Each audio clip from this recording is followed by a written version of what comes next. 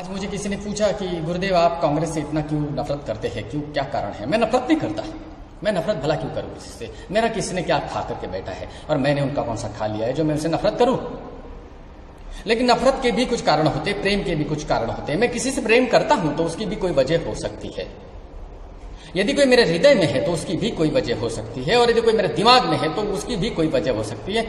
हर चीज का, हर विवादों का, हर प्रेम का, हर संघार का, हर युद्ध का एक कारण होता है। संन्यास का कारण होता है, राजकारण का कारण होता है। तो उन कारणों की लंबी चर्चा, दीर्घ चर्चा न करते हुए बस मैं आपको इतना ही कहूं कि मुझे किसी ने कहा कि कांग्रेस से इतना घृणा क्यों करते हैं आप? तो यदि मैं घृणा करता हूं तो उसका एक कारण है। जैसे मैं जैन कुल का हूं, मेरे पिताजी जैन, मेरे दादाजी जैन, मौर्य वंशी, तो हम क्षत्रिय वंशी, हम जैन हैं। हमें अभिमान होगा कि मेरे पिताजी का धर्म मैं निभा रहा हूं। आज मैं सन्यासी हूं, फिर भी मैं जैन क्षत्रिय कहलाऊंगा। यदि कोई मुसलमान है तो उसका पुत्र मुसलमान कहा जाएगा, हिंदू नहीं कहा जाएगा। यदि कोई हिंदू है, वैष्णव है, क्षत्रिय है, सिख है, तो उसकी जो व्यवस्था होगी वो उसी अनुकूल चलेगी। अब मैं महत्वपूर्ण बात करना चाहूंगा कि पंडित जी नेहरू, अब नेहरू यह शब्द मैंने तो कभी मेरे डिक्शनरी में देखा नहीं है। मैंने देखा भी नहीं कि नेहरू ऐसे, हजारों लोग मुझसे मिलते हैं और हजारों लोगों से मेरे रिश्ते हैं। कई लोगों की जातियां, कई लोगों के सरनेम, टोपन नेम मैं जानता हूं, लेकिन नेहरू शब्द आज तक मुझे नहीं मिला। तो मैं इस सोच में पड़ा कि नेहरू शब्द आया कहां से। इसकी भी खोज मैं आप तक लेकर के आऊंगा। बस इतना ही कहूं, शॉर्ट में बताना चाहूंगा कि पंडित नेहरू की बेटी इंदिरा गांधी ने शादी की फिरोज खान से। फिरोज खान के दो पुत्र हुए, संजय और राजीव गांधी। अब मुझे एक बात बताइए, हमारी धर्म की एक व्यवस्था है, हमारी वर्ण की एक व्यवस्था है कि जब शादी हो जाती है लड़की की तो वो जिस स्कूल में, जिस व्यक्ति के साथ, जिस पुरुष के साथ उसका विवाह होता है, उसके धर्म को वो अंगीकार करती है और उसी के अनुकूल अपनी चर्चा और चर्या करती है।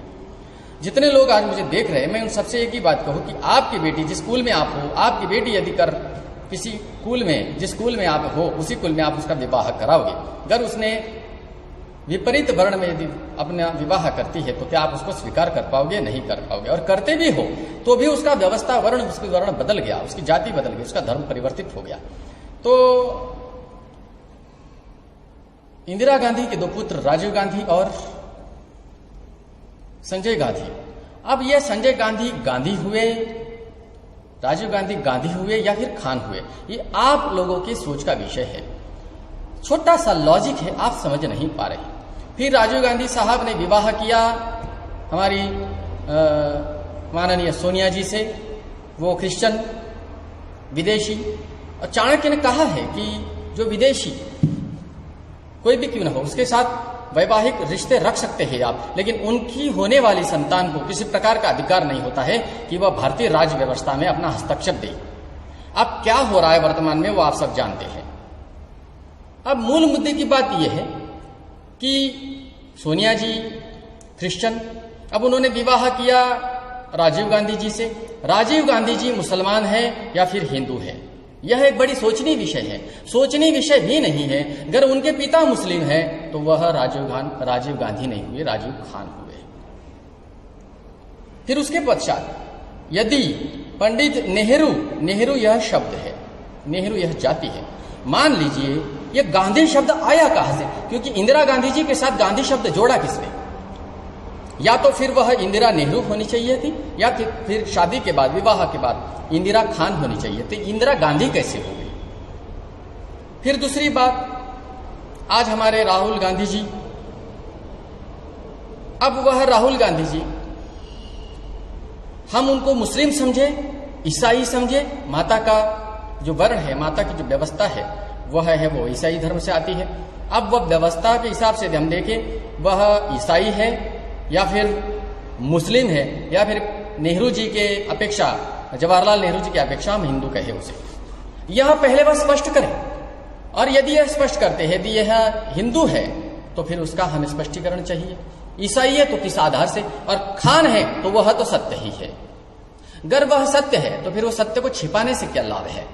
तो मैं जितने भी कांग्रेस से मेरे साथ मित्र जुड़े हुए जो मुझे बार बार टारगेट करते हैं, मैं उनको इतना ही कहूं कि पहले अपने जो सुप्रीमो है उनसे एक बार पूछ लीजिए कि वो किस व्यवस्था से जुड़े हुए हैं। मुझे यह न टारगेट करे, मुझे यह न पूछे कि वह तो हिंदुस्तानी है और उन्होंने बहुत बलिदान दिए हैं देश के लिए। कैसा बलिदान? सत्ता का सुख भी तो भोग रहे हैं। सत्ता का सुख जितना गांधी परिवार ने भोगा है उतना किसी भी परिवार ने आज तक नहीं भोगा है। और बलिदान कौन सा? संजय गांधी साहब एक कट्टर हिंदूवादी व्यक्ति थे, पकड़ पकड़ करके नसबंदी कराई उन्होंने और इसीलिए उनकी हत्या करा दी गई। पूरा भारतवर्ष जानता है, लेकिन इस प्रकरण को दबा दिया गया। आज यदि संजय गांधी जीवित होते तो निश्चित रूप से कांग्रेस की विचारधारा अलग होती और भारतीय जनता पार्टी का कहीं नामो निशान नहीं होता। स्वाभाविक है, जिस वर्ण में मैं हूं उसी वर्ण की मैं प्रशंसा अधिक करूंगा। मैं हिंदू हूं, मैं जैन हूं, तो मैं उस वर्ण की प्रशंसा करूंगा अधिक से अधिक। अब यह हिंदुओं से नफरत करते हैं, भगवा आतंकवाद कहते हैं, तो समझ लीजिए कि जो हिंदू है वह अपने भगवा को कभी आतंकवादी नहीं कहेगा।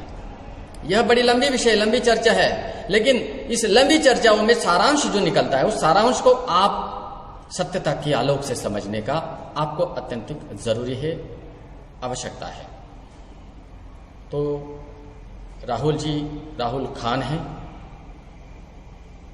राहुल जी हिंदू है, नेहरू है, या फिर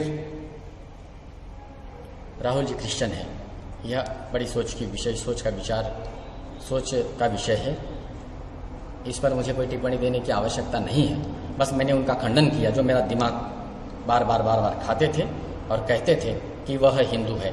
मैं मानता हूं ये हिंदुस्तानी की अपेक्षा हिंदू है, या चाहे मुस्लिम हो, चाहे सिख हो, चाहे जैन हो, चाहे बौद्ध हो, चाहे जिस व्यवस्था का व्यक्ति क्यों न हो, वह हिंदुस्तान में जो रहता है वह हिंदू ही है, क्योंकि उसे हिंदुस्तान के प्रति अभिमान होना चाहिए। किंतु अपनी व्यवस्था चलाने के लिए, अपने धर्म की, अपनी जाति की व्यवस्था चलाने के लिए, अपने वर्ण की व्यवस्था चलाने के लिए उसे सत्य का साथ लेना आवश्यक होता है। बस इतना ही। जय मां भारती। किसी को बुरा लगने की कोई आवश्यकता नहीं है। सत्य की परतें खोलना कोई गलत बात नहीं है, कोई गलत तर्क भी मैंने दिया नहीं है। इस पर सोचने की बात है। सोचिए आप, क्या मैंने सत्य कहा है? और जो भी मित्र इसके पर अपनी टिप्पणी देंगे वह अपनी कमेंट्स, अपनी टिप्पणी सुंदरता से दे, गाली गलौज की भाषा से किसी को प्रत्युत्तर न दे। सोनिया जी एक स्त्री है, उनके प्रति अभद्र टिप्पणी मैं बर्दाश्त नहीं करूंगा। बस आपको जिसके खिलाफ, जिसके लिए बोलना है बोलिए। महिलाओं के लिए सम्मानजनक टिप्पणी आप करें, बस इतना ही। जय पार्षणा, जय मां भारती, वंदे मातरम।